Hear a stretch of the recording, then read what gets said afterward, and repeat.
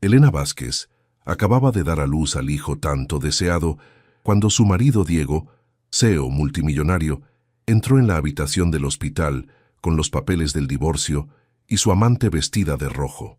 Lo que Diego no sabía era que Elena no era solo la esposa perfecta que había casado por amor, era también la hija secreta del magnate de los negocios más poderoso de España, una mujer que había renunciado a su imperio por amor, pero que ahora estaba lista para recuperarlo todo. En 48 horas, Elena Vázquez transformó la traición más dolorosa de su vida en la venganza más espectacular que Madrid había visto jamás. La clínica Ruber Internacional de Madrid nunca había presenciado un parto tan lujoso. La suite presidencial rebosaba de flores caras, champán Dom Perignon esperaba en la mesa, y la vista abrazaba toda la ciudad como un reino dorado. Elena Vázquez, 28 años, sostenía entre sus brazos al pequeño Mateo recién nacido, mientras las lágrimas de alegría le surcaban el rostro. Después de 3 años de matrimonio y 2 abortos que habían destrozado su alma, finalmente tenía contra su pecho el milagro que había esperado. El aroma delicado del recién nacido se mezclaba con la fragancia de las flores blancas que llenaban la habitación, creando una atmósfera de pureza y esperanza que parecía bendecir este momento perfecto.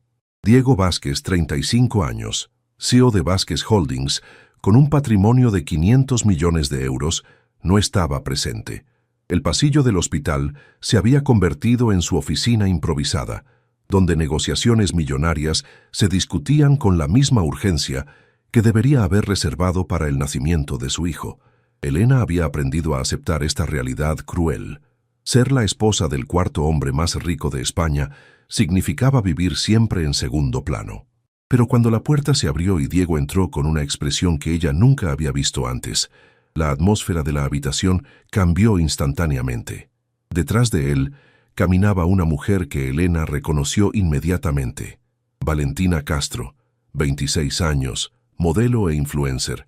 El vestido rojo que llevaba parecía una mancha de sangre contra la pureza blanca de la habitación donde acababa de nacer un niño. Diego extrajo un sobre de papel legal de su chaqueta con movimientos mecánicos, como un hombre de negocios que cierra una negociación incómoda. Las palabras que pronunció cortaron el aire como hielo. El matrimonio había terminado. El niño no era suyo. Ya había firmado los documentos del divorcio.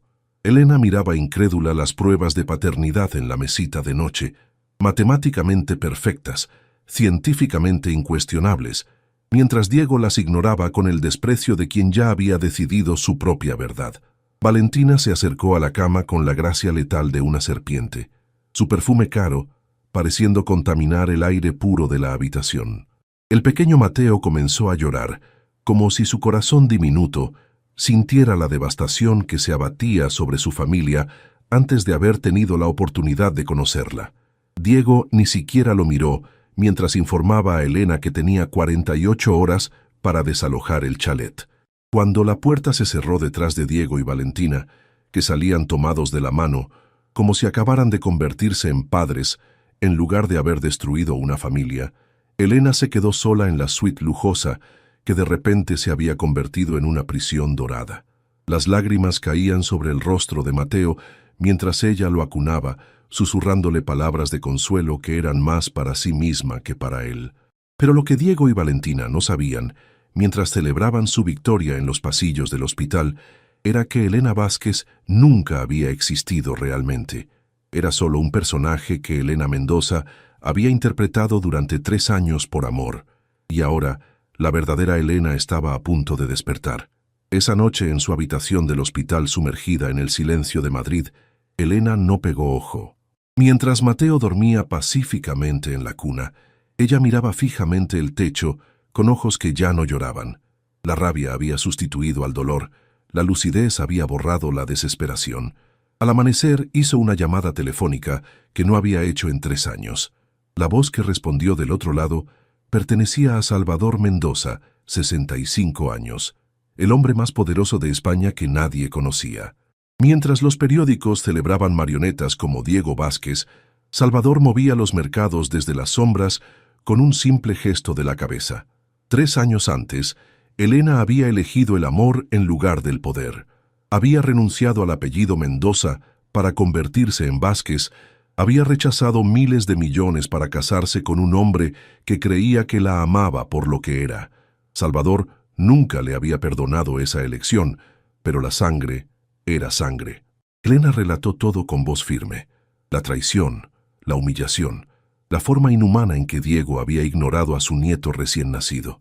Cada palabra alimentaba un fuego silencioso que crecía en el alma del viejo patriarca. Cuando terminó, Salvador emitió esa risa seca que sus enemigos en los negocios habían aprendido a temer más que cualquier amenaza. Pero la respuesta de Elena lo sorprendió. No quería que él destruyera a Diego por venganza. Quería hacerlo ella, con sus propias manos, con su inteligencia, con todo el poder que había heredado de la sangre Mendoza. Mientras hablaba con su padre, las redes sociales explotaban con fotos de Diego y Valentina saliendo del hospital sonriendo a los paparazzi. Los titulares de los periódicos la hirieron más que cualquier bofetada. Diego describía el matrimonio con ella como un error de juventud y declaraba que nunca había sentido una verdadera conexión emocional con Elena. Ninguno de los dos mencionaba a Mateo, como si el niño fuera un detalle incómodo que borrar de la narrativa de su historia de amor. Fue leyendo esas palabras que Elena escribió el mensaje que cambiaría todo. 8 palabras enviadas a 3 números que representaban su alianza de guerra. Estoy lista para volver a casa. Empecemos. Los destinatarios eran su padre Salvador, su hermana Sofía, que dirigía las operaciones internacionales, y Marco Herrera, el abogado de derecho societario más despiadado de España. El hombre que siempre la había amado y que había esperado 3 años a que ella se diera cuenta de su error. En el lapso de 1 hora, llamadas intercontinentales se cruzaban entre Madrid, Londres, Nueva York y Tokio. Contratos se desempolvaban, alianzas se reactivaban, favores se cobraban. Diego Vázquez creía que había casado con una chica dulce que se rendiría a su traición con dignidad. En cambio, acababa de despertar a la heredera del imperio más poderoso de España, y Elena Mendoza estaba a punto de recordarle lo que significaba declarar la guerra a la familia equivocada. 24 horas después del SMS de Elena, Diego Vázquez se despertó en su ático de la Castellana con la sensación de que algo estaba terriblemente mal. El aire mismo parecía eléctrico, cargado de una tensión que no podía explicar. Los mercados asiáticos habían estado abiertos durante horas, y lo que vio en sus pantallas lo hizo sudar frío. Las acciones de Vázquez Holdings se desplomaban en caída libre sin una razón aparente. Alguien estaba vendiendo masivamente con precisión quirúrgica. Los mayores inversores retiraban capitales como si la empresa se hubiera vuelto radiactiva. El pánico estalló a través de llamadas desesperadas. El banco había bloqueado todas las cuentas empresariales por una investigación fiscal que había surgido de la nada durante la noche. Los contratos con proveedores chinos habían sido misteriosamente cancelados. Los de América Latina terminaban bajo investigación por presunta corrupción. La Comisión Europea abría una investigación sobre sus patentes más rentables. El golpe final llegó de Mendoza Industries, que representaba el 40% de su facturación. La voz del otro lado del teléfono era fría como acero templado. Todos los contratos se resolvían inmediatamente por motivos estrictamente personales y no negociables. Diego comenzó a sospechar que no se trataba de coincidencias, pero era imposible. Elena era solo una chica dulce que había casado por amor. No tenía poder, no tenía conexiones peligrosas, no tenía...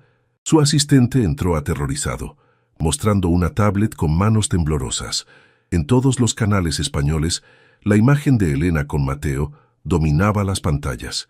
Pero esa no era la Elena Vázquez que conocía. Era alguien completamente diferente. Una mujer que irradiaba poder y autoridad como si hubiera nacido para mandar.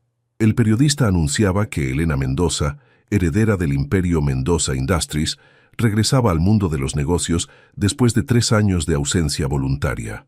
Asumiría el control operativo de todas las sociedades del grupo. Diego se desplomó en el sillón, sintiendo el mundo colapsar con la precisión de una demolición controlada. ¿Te está gustando esta historia? Deja un like y suscríbete al canal. Ahora, continuamos con el vídeo. Elena no era la chica inocente que pensaba que había casado.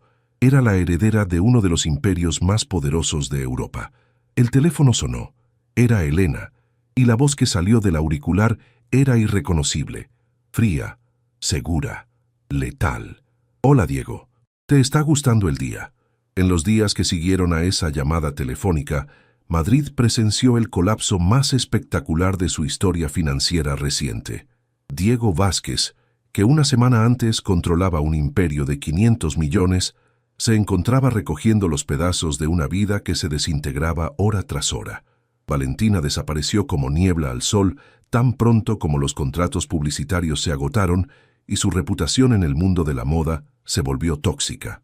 La había visto por última vez mientras hacía las maletas, acusándolo de haberla arrastrado a una guerra imposible de ganar contra la princesa de la mafia legal más poderosa de España.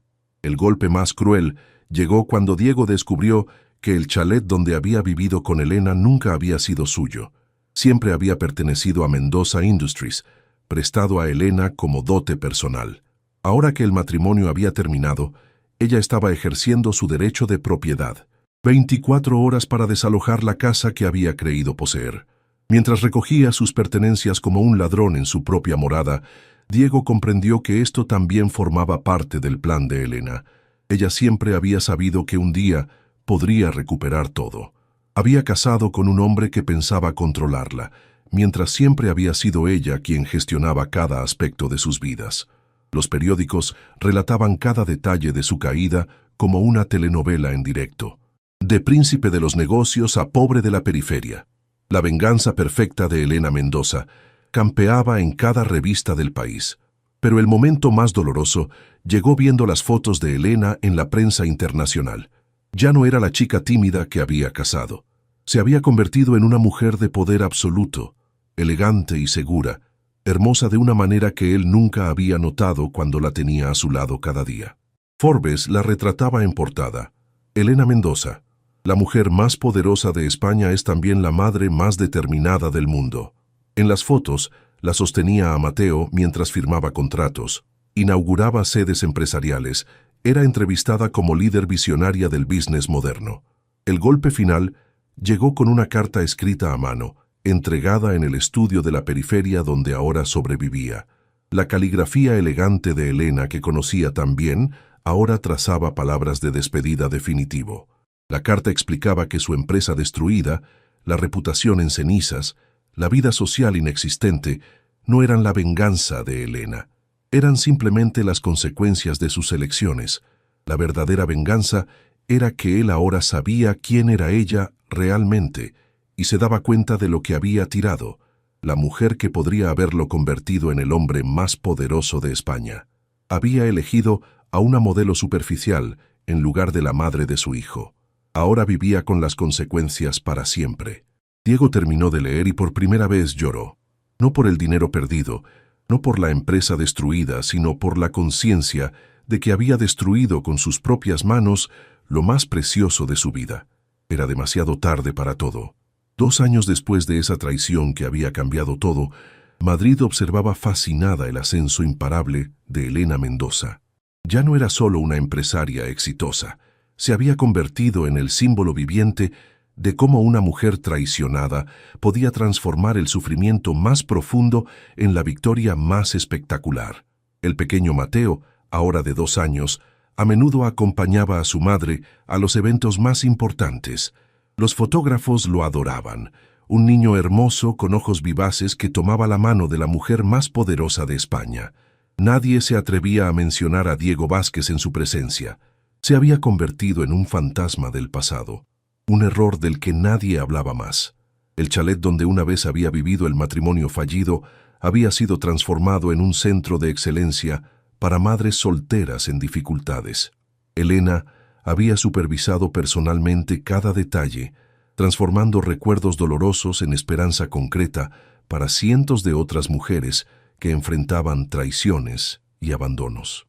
Marco Herrera, el abogado que había demolido el imperio de Diego, se había convertido en una presencia constante en la vida de Elena, no como amante, sino como consejero de confianza, como el hombre que siempre había creído en su potencial.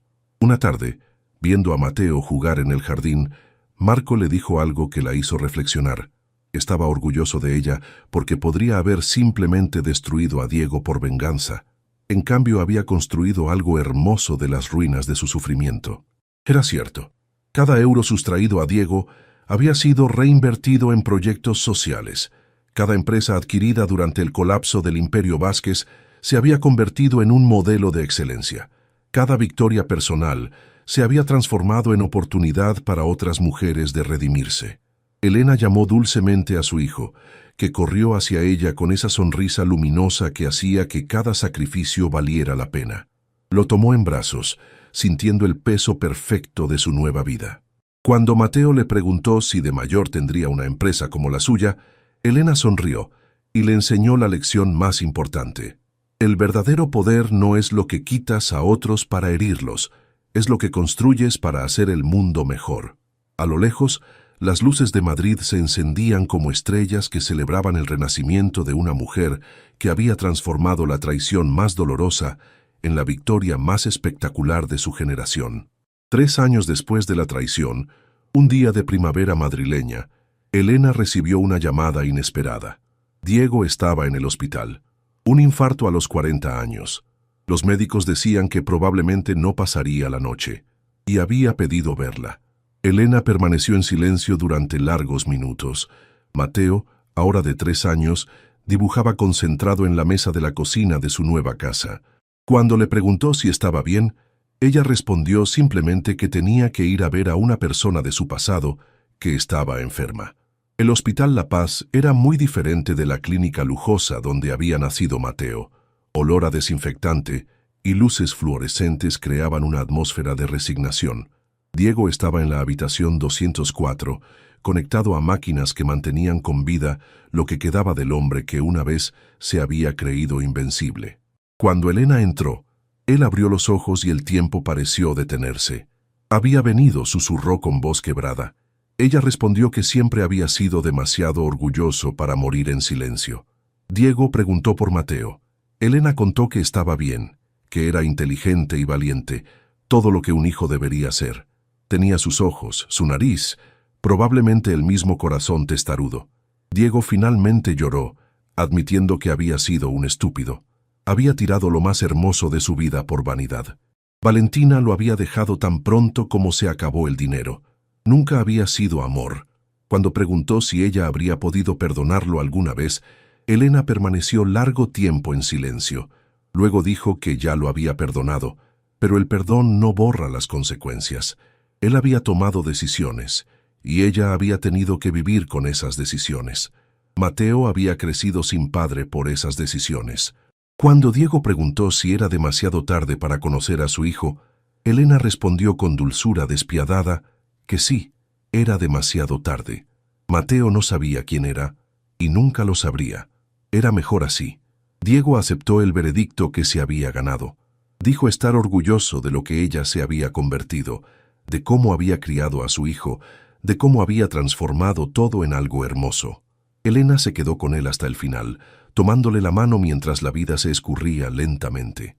No por amor, no por piedad, sino porque nadie debería morir solo. Cuando todo terminó, regresó a casa donde Mateo la esperaba con un dibujo, una familia feliz compuesta por una mamá y un niño que sonreían bajo un sol dorado. Elena miró ese dibujo y comprendió que había ganado todo lo que realmente importaba.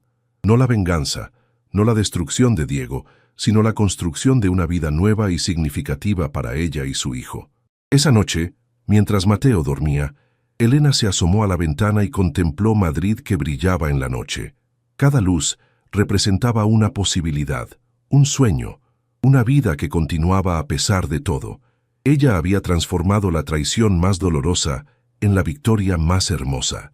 Haberse convertido en la madre y la mujer que siempre había querido ser, sin compromisos, sin arrepentimientos. Y esto, más que cualquier venganza, era el verdadero triunfo de Elena Mendoza. Si esta historia os ha llegado al corazón, dale al like y comparte para demostrar que el amor de una madre es la fuerza más poderosa del mundo. Contadnos, ¿qué habríais hecho en el lugar de Elena? ¿Creéis que la venganza está alguna vez justificada? Suscribíos para más historias increíbles de renacimiento, venganza y amor que siempre triunfan.